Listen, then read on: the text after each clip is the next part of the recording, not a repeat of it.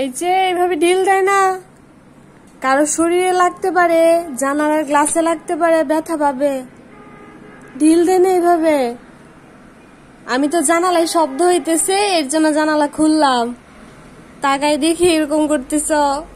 এভাবে দেয় না, ঠিক আছে? ঢিল দেয় না বাবু, এভাবে ঢিল দিও না।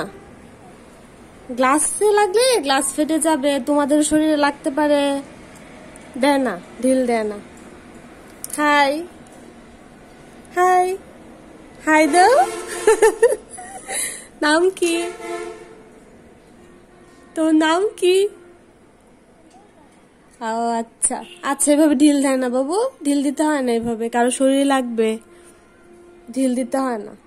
আচ্ছা আচ্ছা, টাটা।